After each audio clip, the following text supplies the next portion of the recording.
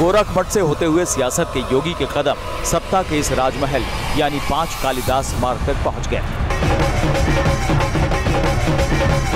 ऐतिहासिक जीत के साथ यूपी में सरकार बनाने वाले योगी ने बुधवार को औपचारिक तौर पर मुख्यमंत्री आवास में गृह प्रवेश कर लिया।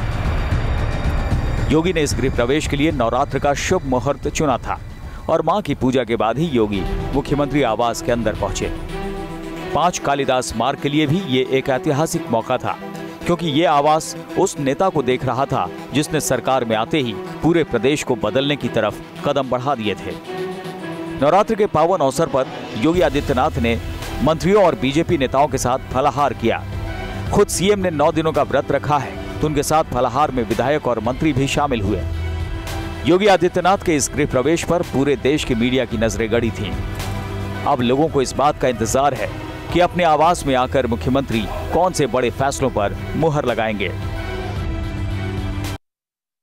योगी आदित्यनाथ ने 19 मार्च को उत्तर प्रदेश के मुख्यमंत्री के तौर पर शपथ ली थी, लेकिन खुद अपने घर में गृह प्रवेश न मिल पाया उन्हें। उनकी तारीख टलती रही गृह प्रवेश की। मुख्यमंत्री बनने के 10 दिन बाद अब जाकर उन्हें मुख्यमंत्री निवास में प्रवेश मिल पाया है। आखिरकार इतना लंबा इंतजार क्यों करना पड़ा योगी आदित्यनाथ को? आइए आपको दिखाते हैं।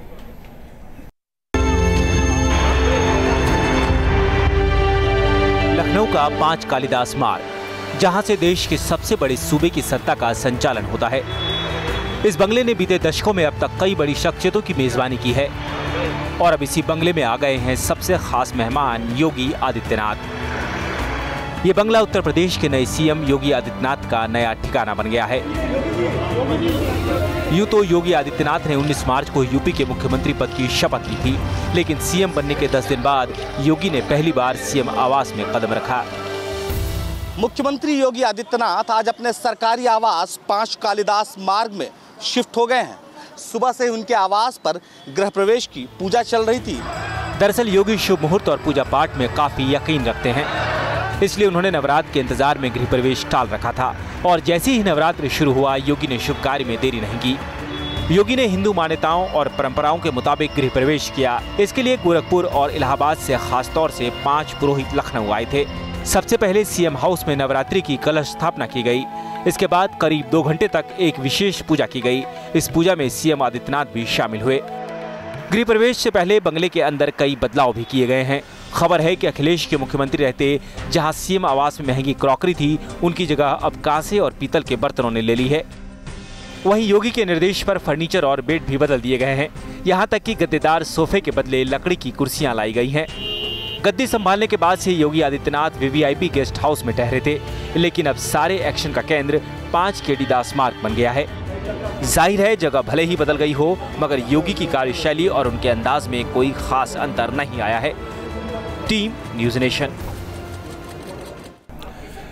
मुख्यमंत्री आवास में गृह प्रवेश के साथ ही मुख्यमंत्री योगी आदित्यनाथ ने बीजेपी विधायकों, कार्यकर्ताओं और मंत्रियों के साथ मीटिंग की। शायद ये पहला मौका रहा जब मुख्यमंत्री हाउस में गृह प्रवेश की कोई बड़ी पार्टी नहीं हुई, बल्कि एक योगी ने यहां फलाहार का न्योता दिया। आप इसे फलाहार पार्टी कह सकते हैं। यूपी के नए सीएम योगी आदित्यनाथ ने गृह प्रवेश के बाद कार्यकर्ताओं की पहली मीटिंग भी खास अंदाज में रखी। योगी आदित्यनाथ ने एक एक कर नेताओं से मुलाकात की और उन्हें भगवे रंग की शॉल भेंट में दी। बीजेपी कार्यकर्ताओं ने योगी आदित्यनाथ को उनके नए बसेरे की बधाइयां दी, नए मिशन के लिए शुभकामनाएं दी और उनके यूपी के नए मिशन में शरीक होने का प्रण भी दोहराया। नवरात्र की वजह से बीजेपी कार्यकर्ताओं के लिए डिनर पार्टी की जगह फलाहार का इंतजाम किया गया। नवरात्र के पहले दिन माननीय मुख्यमंत्री जी अपने मुख्यमंत्री आवास पर आए और चुनाव प्रबंधन से जुड़े जो कार्यकर्ता थे, आज पार्टी के प्रदेश पदाधिकारियों की बैठक थी, उन सबको उन्होंने अपने आवास पर आमंत्रित किया, उन्हें सम्मानित किया। एक दिन में ढेर सारे काम, यही है योगी आदित्यनाथ का अंदाज, जिससे गोरखपुर के लोग तो भली भांति परिचित हैं, लेकिन अब सूबे की जनता भी योगी के इस अंदाज से रूबरू हो रही है। सीएम आवास में गृह प्रवेश के बाद योगी आदित्यनाथ लखनऊ में आयोजित 3 दिवसीय योग महोत्सव में शामिल हुए। योग महोत्सव में योगी का अलग अंदाज दिखा। योगी ने एक संत की झोली में यूपी को डाल देने के लिए पार्टी और पीएम मोदी दोनों का शुक्रिया कुछ यूं अदा किया। लोग साधु संतों को भीख नहीं देते, लेकिन मेरी पार्टी ने और हमारे प्रधानमंत्री ने उत्तर प्रदेश ही मुझे सौंप दिया है। योग महोत्सव के मंच से योगी आदित्यनाथ खुलकर बोले। योगी ने बताया कि कैसे आखिरी पलों में उनके हिस्से यूपी का ताज आया। जब मुझे मेरी पार्टी ने, हमारे राष्ट्रीय अध्यक्ष श्री अमित भाई शाह जी ने कहा कि आपको उत्तर प्रदेश जाना है, तो मैंने कहा मैं तो उत्तर प्रदेश से ही आ रहा हूं। कहा नहीं, उत्तर प्रदेश में आपको कल ही मुख्यमंत्री का शपथ लेना है। मैं आपको आश्चर्य करूंगा कि मेरे पास उस समय केवल एक जोड़े कपड़े थे। योगी आदित्यनाथ ने योग महोत्सव के मंच से योग की महिमा का बखान भी किया। उन्होंने कहा कि व्यायाम तन की तंदुरुस्ती के लिए जरूरी है, जबकि योग मन को तंदुरुस्त करने की कला है। उन्होंने योग को देश और दुनिया में फैलाने की जरूरत पर जोर दिया। व्यायाम आपको तात्कालिक रूप से कुछ शारीरिक रूप से फिटनेस तो आपको दे सकता है, लेकिन फिटनेस के साथ साथ एक समय के बाद वह आपकी मांसपेशियों को कमजोर करेगा। एक समय के बाद फिर वह आपको मानसिक रूप से भी कमजोर करना प्रारंभ कर देगा। लेकिन योग करने वाला व्यक्ति प्रारंभ से ही लेकर के अंतिम समय तक, वह जब तक उसका जीवन है, वह शारीरिक और मानसिक रूप से अपने को पूर्ण स्वस्थ रख करके इस संपूर्ण जीवन के वास्तविक लक्ष्य को प्राप्त करके इसका वास्तविक आनंद ले सकता है।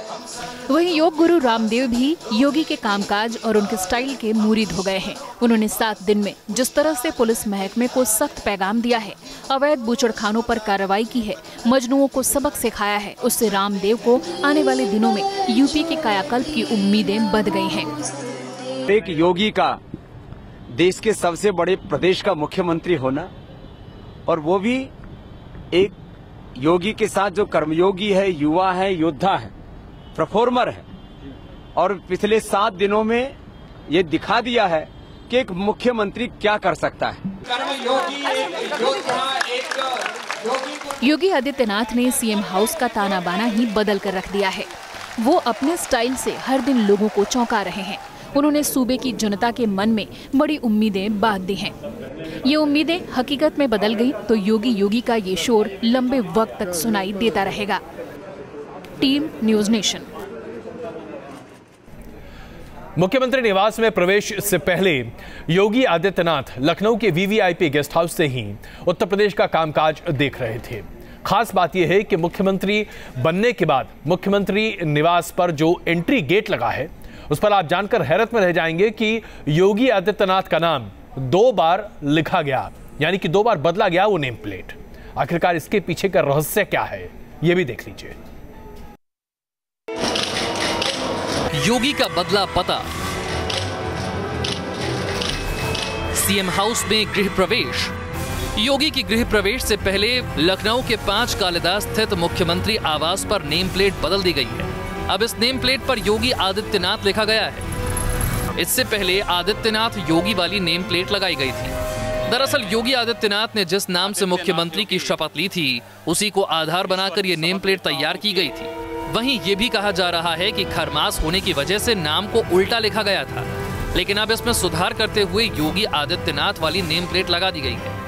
इस नेम प्लेट पर योगी आदित्यनाथ का नाम लिखा है। जानकारों की माने तो इसके साफ संकेत हैं कि योगी आदित्यनाथ अपनी उसी नाम को आगे बढ़ाना चाहते हैं जिनसे लोग उन्हें पहचानते हैं। दरअसल उन्होंने तमाम अपने करीबियों से इस बात की सलाह ली कि आखिर क्या नाम बदलना ठीक होगा, लेकिन उनके करीबियों ने ये सलाह दी है कि अगर जो आपका नाम पुराना है वो रखा जाए तो बेहतर है। यही वजह है कि योगी आदित्यनाथ ने अपने उसी नाम को चुना जो पहले से लोग जानते और समझते हैं। आपको बता दें कि सीएम बनने के बाद आदित्यनाथ वीवीआईपी गेस्ट हाउस में ही रह रहे थे। वहां रहकर उन्होंने सभी बैठकें और मुलाकातें की थी और योगी वहीं से सारे आधिकारिक कार्य भी कर रहे थे। खरमास होने की वजह से तब योगी ने सीएम आवास में प्रवेश को टाल दिया था। इस दौरान योगी ने मुख्यमंत्री आवास का शुद्धिकरण भी करवाया था। योगी ने पूजा अर्चना के साथ मुख्यमंत्री आवास में गंगा जल का छिड़काव भी करवाया था। योगी के लिए नए सफर की शुरुआत तो 10 दिन पहले ही हो चुकी थी और अब सरकारी आवास में प्रवेश के साथ यूपी की सत्ता का केंद्र एक बार फिर 5 कालिदास मार्ग पर शिफ्ट हो गया है। लखनऊ से निखिल शर्मा के साथ टीम न्यूज़ नेशन।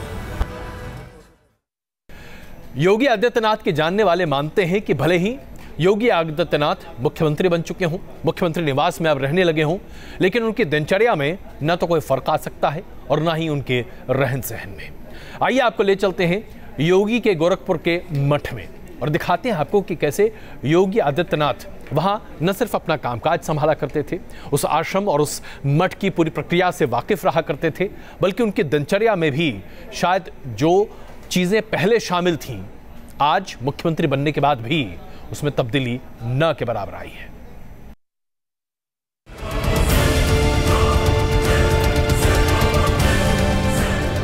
गोरखपुर से लखनऊ तक का सफर योगी आदित्यनाथ ने एक निष्काम योगी की तरह ही तय किया है। 5 बार सांसद रहे आदित्यनाथ योगी अब सीएम हैं। उनके ऊपर अब पूरे सूबे की जिम्मेदारी आ गई है। गोरखनाथ मठ के महंत और गोरखपुर के सांसद रहते हुए उन्होंने हमेशा व्यवस्था और बदलाव की वकालत की। योगी आदित्यनाथ को इसकी प्रेरणा मिली गोरखनाथ संप्रदाय की परंपरा से। तो चलिए आपको उसी मठ में ले चलते हैं जहां से योगी आदित्यनाथ ने लखनऊ तक का सफर तय किया है। ये कमरा योगी आदित्यनाथ का है, यहीं से उनकी दिनचर्या शुरू होती है। इसी कमरे में योगी जो हैं वो शयन के लिए जाते हैं और सुबह के वक्त इसी कमरे से उनकी समूची दिनचर्या का एक तरह से प्रवाह शुरू होता है।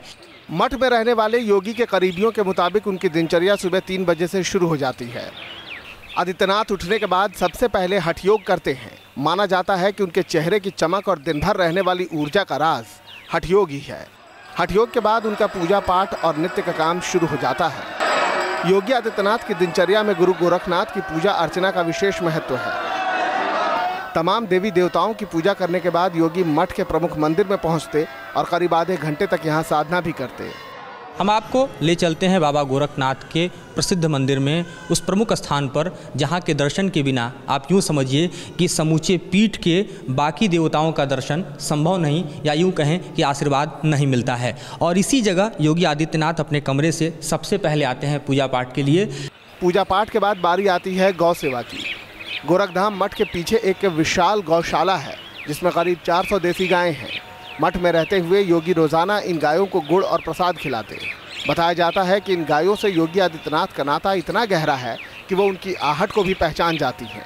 गोरक्षधाम संधि विच्छेद करें तो इसका अर्थ सामान्य रूप में समझ आता है कि गाय की रक्षा के लिए एक समूचा धाम जिसे गोरक्षधाम कहा गया है। और यहाँ पर गाय का महत्व कुछ इस तरह से है कि तमाम गायों के लिए बेहतर और समुचित व्यवस्था यहाँ पर की गई है।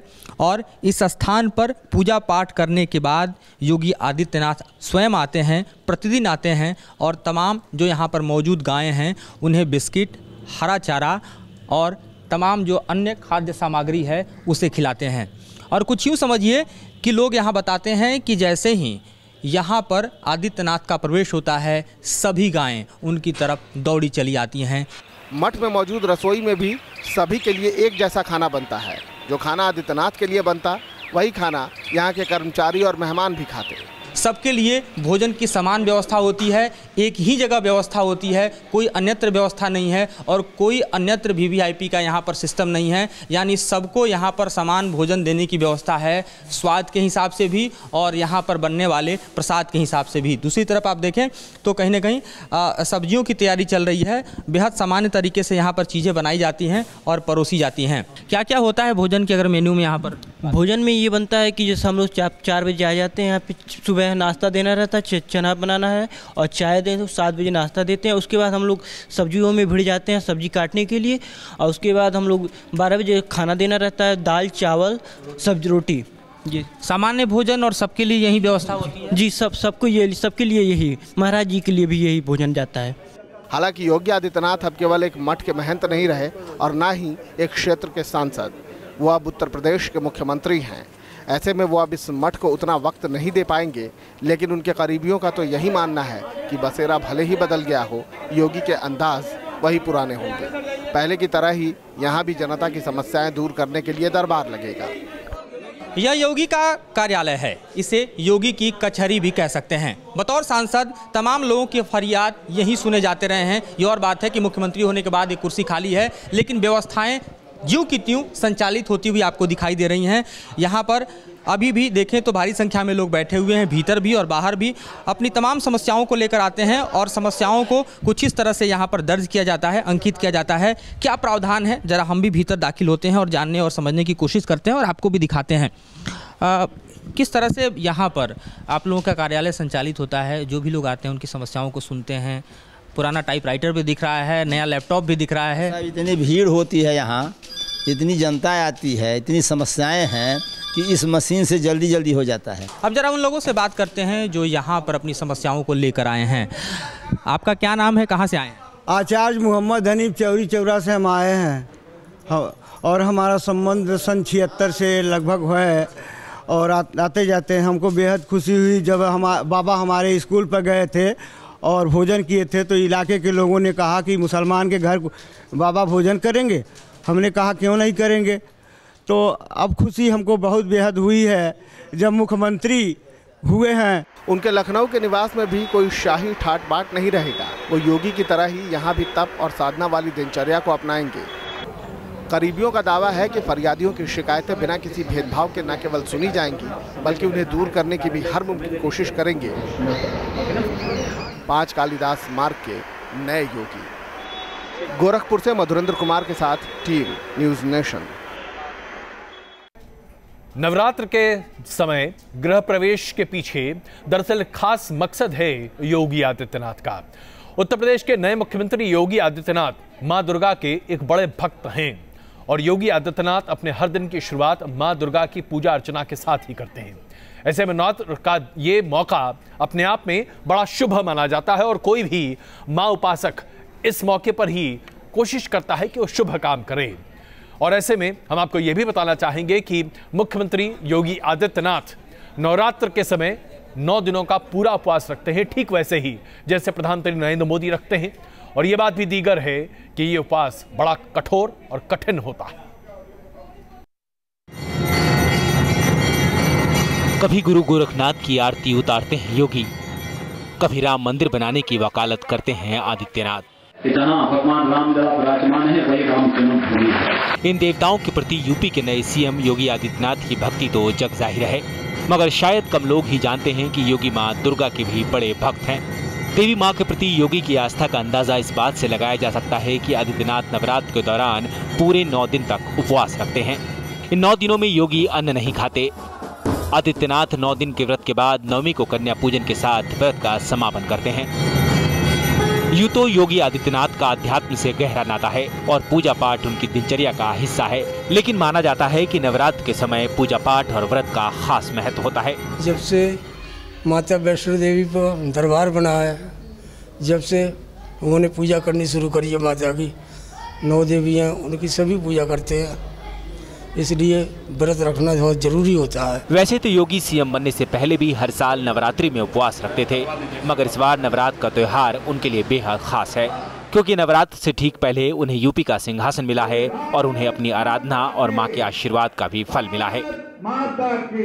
सीएम बनने से पहले योगी शारदीय नवरात्र के दौरान 9 दिन तक गोरखपुर मठ में ही रहते थे और हर दिन पूरे विधि विधान से पूजा भी करते थे। मठ के कर्मचारियों के मुताबिक सिर्फ नवरात्र ही नहीं बल्कि आम दिनों में भी योगी सुबह सुबह मां दुर्गा की पूजा से ही अपने दिन की शुरुआत करते थे। बरामदे में टहलते हैं और एक गिलास जल गुनगुना लेते हैं और लेने के बाद जो है नित्य क्रिया करने के बाद दुर्गा जी का मंदिर बगल में है, उसमें पूजा अर्चना करते हैं। जाहिर है सीएम बनने के बाद योगी आदित्यनाथ की जिम्मेदारियां काफी बढ़ गई हैं और उन्हें ज्यादातर वक्त लखनऊ में ही बिताना पड़ रहा है, मगर मां के प्रति उनकी भक्ति और श्रद्धा में कोई कमी नहीं दिख रही। Team news nation.